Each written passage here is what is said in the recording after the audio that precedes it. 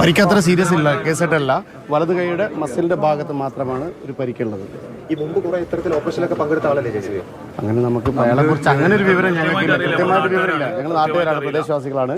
കൃത്യമായിട്ട് അങ്ങനെ ഒരു വിവരം നമ്മളെ സംബന്ധിച്ചിടത്തോളം നമ്മളെ വേദന നമുക്ക് വേണ്ടി ജീവൻ സമർപ്പിച്ചിറങ്ങിയ RRT ടീം അംഗമായതുകൊണ്ടാണ് ഞങ്ങളുടെ ഏറ്റവും വലിയ വേദന. പരിക്കുകൾ പരിമിതമാണ്, കുറവാണ് എന്നറിഞ്ഞതിലാണ് നാട്ടുകാർക്ക് ഏറ്റവും കൂടുതൽ സന്തോഷം. അതിലുള്ളൊരു സമാധാനം. അവരോടൊപ്പം നാട്ടുകാർ എല്ലാ കാര്യത്തിനും കൂടെ നിന്നു കൊടുക്കും. അവർക്ക് വേണ്ടതെല്ലാം നാട്ടുകാർ ചെയ്തു കൊടുക്കും. അവർക്ക് അവരോടൊപ്പം ഞങ്ങൾ നിൽക്കും. ജീവൻ പണയം വെച്ച് ഇത്തരം ഒരു സാഹചര്യത്തിലേക്ക് ഇറങ്ങിയിട്ട് ഞങ്ങൾ കേട്ട വാർത്ത അതീവ ദുഃഖകരമായ ഒരു വാർത്തയായിരുന്നു ഞങ്ങൾ അവിടെ നിന്ന് അറിഞ്ഞത്. അങ്ങനെയല്ലേ പറ്റുള്ളൂ. ഞങ്ങളാരും കാട്ടിൽ പോയ ആളുകളല്ല.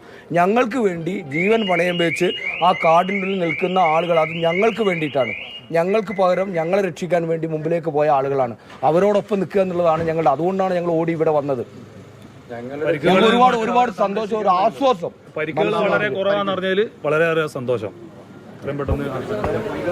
പ്രദേശവാസികളുടെ പ്രതികരണമാണ് നമ്മൾ കേട്ടത്. അവർ പങ്കുവെക്കുന്ന അവർക്ക് വലിയ ആശങ്കയുണ്ട്. അവരുടെ ജീവനോപാധിക്കും ഒക്കെ വലിയ ആശങ്കയാണ്. ഓരോ രാത്രിയും കിടന്നുറങ്ങാൻ ഭയമാണ്. ഏത് ഭാഗത്ത് നിന്ന് കടുവയുടെയോ അല്ലെങ്കിൽ മറ്റേതെങ്കിലും വന്യമൃഗങ്ങളുടെ ആക്രമണം ഉണ്ടാകുമോ എന്ന ഭീതിയിലാണ് ഓരോ ദിവസവും തള്ളി നീക്കുന്നത്. പക്ഷേ അവർ ഇപ്പോൾ പറയുന്ന കാര്യം, ഈ അവരെ സഹായിക്കാൻ വേണ്ടി, അവർക്ക് രക്ഷ നൽകാൻ വേണ്ടി എത്തിയ ഉദ്യോഗസ്ഥർക്ക് പരിക്കു പറ്റി എന്നത് കേട്ടപ്പോൾ തന്നെ അവർക്ക് വലിയ ആശങ്കയുണ്ടായി എന്നുള്ളതാണ്.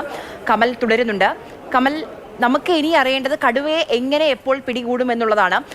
ഈ ഡോക്ടർ അരുൺ സക്കറിയും ടീമും ഇപ്പോൾ ഈ തറാട്ടിൽ എന്ന ഭാഗത്തേക്ക് പുറപ്പെട്ടോ അതോ ആ വനംവകുപ്പിന്റെ ബേസ് ഓഫീസിലാണോ ഇപ്പോഴും ഉള്ളത്?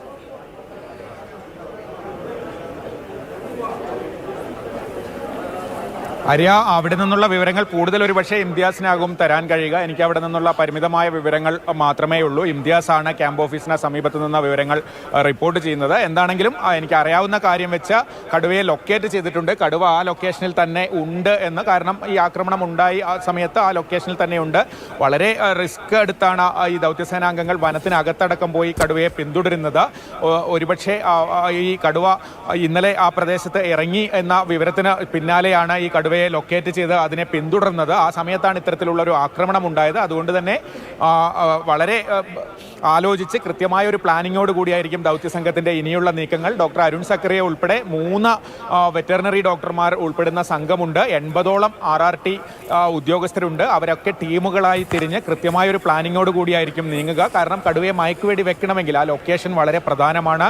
കടുവ മയക്കുവെടി ഏറ്റാൽ ഓടാൻ സാധ്യതയുണ്ട്. അതുകൊണ്ട് തന്നെ ദുർഘടമായ ഒരു ഭൂപ്രദേശത്ത് വെച്ച ഈ മയക്കുവെടി വെക്കാൻ കഴിയില്ല. അതുകൊണ്ട് അതൊക്കെ ആലോചിച്ച ശേഷമായിരിക്കും. മാത്രമല്ല, തൊട്ടടുത്ത് ജനവാസ മേഖലയുള്ള ഒരു പ്രദേശത്ത് നിന്ന് അവിടെ വലിയ ആൾക്കൂട്ടമുള്ളതാണ്. ചെറിയൊരു ബഹളം കേൾക്കുമ്പോഴേക്ക് എസ്റ്റേറ്റിലെ തൊഴിലാളികളൊക്കെ ഓടിക്കൂടുന്ന സാഹചര്യമുണ്ട്. അത്തരത്തിൽ വലിയ ആൾക്കൂട്ടം ഉണ്ടാകാനുള്ളൊരു സാധ്യതയുണ്ട്. അതുകൊണ്ട് തന്നെ പുറത്ത് പോലീസ് ബന്ദോബസ്ത് ഉറപ്പാക്കി ഒക്കെ ശേഷമായിരിക്കും ഈ നടപടികളിലേക്ക് കടക്കുക. എന്തായാലും ദൗത്യസംഘം ഇന്ന് അത് ഏത് തരത്തിലും കടുവയെ പിടികൂടുക എന്നൊരു ഘട്ടത്തിലേക്ക് എത്തിയിരിക്കുന്നു. കാരണം ഇന്നലെ സ്ത്രീകൾ ഉൾപ്പെടെയുള്ള നാട്ടുകാർ വീടിനടുത്തൊക്കെ കടുവയെ കണ്ടിട്ടുണ്ട്. ഇന്ന് ദൗത്യസംഘത്തിന് നേരെ തന്നെ കടുവയുടെ ഭാഗത്തു നിന്നൊരു ആക്രമണം ഉണ്ടായിരിക്കുന്നു. അതുകൊണ്ട് ഇനി ലക്ഷ്യം ഒട്ടും വൈകിക്കൂടാ. ഇന്ന് എന്തെങ്കിലും രീതിയിൽ കടുവയെ പിടികൂടിയേ പറ്റൂ എന്നൊരു ഘട്ടത്തിലേക്ക് ദൗത്യസംഘം എത്തിയിരിക്കുന്നു. അതിന് തന്നെയായിരിക്കും ഇനിയുള്ള ശ്രമം.